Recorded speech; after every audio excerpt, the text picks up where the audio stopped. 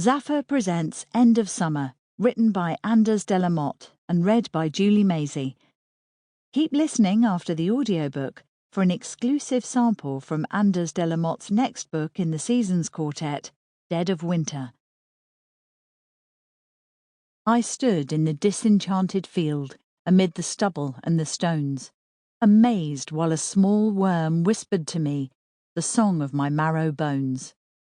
Blue poured into summer blue. A hawk broke from his cloudless tower.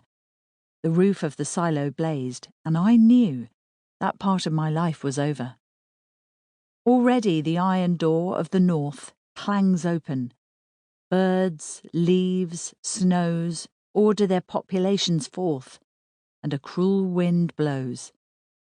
From End of Summer by Stanley Kunitz. Prologue. Summer 1983. The baby rabbit was crouching in the tall grass. Its coat was wet and shiny with the dew that had accompanied dusk into the garden. He should really go in.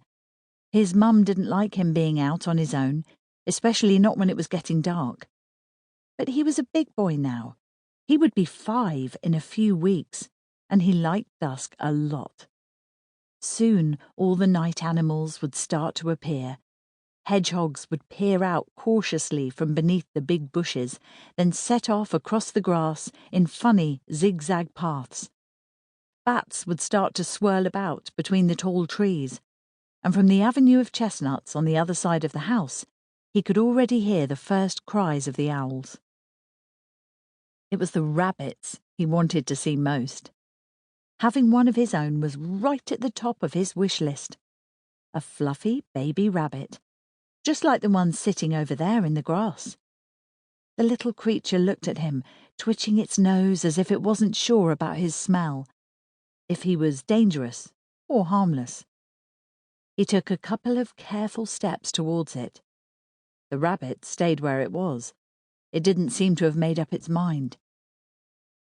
He had been looking forward to his birthday for a couple of months already. He was hoping to get a kite from Matthias. He had watched his big brother spend hours making kites out in Dad's workshop. The way he carefully measured the canes for the frame, stretched twine between the ends, and covered the whole thing with taut, shiny fabric that he had pinched from the boxes up in the attic. Clothes that had once belonged to their grandmother, that Mum hadn't got round to getting rid of. Several times this summer, he had watched as Matthias and his friends held competitions with their homemade creations. Matthias's kites always flew highest every time, hovering above the fields just like their feathered namesakes.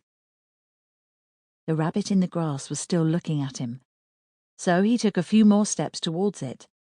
He stopped when the animal raised its head slightly. He felt like running straight at the rabbit to grab hold of it. But Uncle Harold always said that a good hunter didn't rush things, so he waited, standing perfectly still and thinking about his wish list. He was hoping to get a red car he had seen in the shop in the village from his big sister. It had big flames on its sides, and if you pulled it backwards and then let go, it would race off on its own. It was probably expensive, but Vera was bound to buy it for him anyway. Dad would give her the money, if she asked for it. He didn't really know if she had forgiven him for the business with the hawk's eggs, but he didn't want to think about that.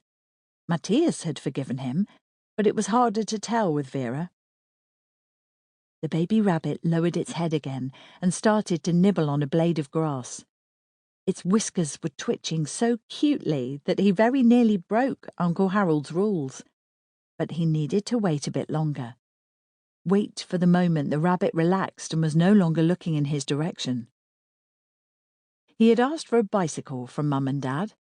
He had already started practicing on Matthias's old one, even though he wasn't actually supposed to do that on his own. The other day he fell off and grazed his knee, not badly, but enough to draw blood. He had started to cry and went and hid in the treehouse. Uncle Harold had found him and gave him a Sample complete.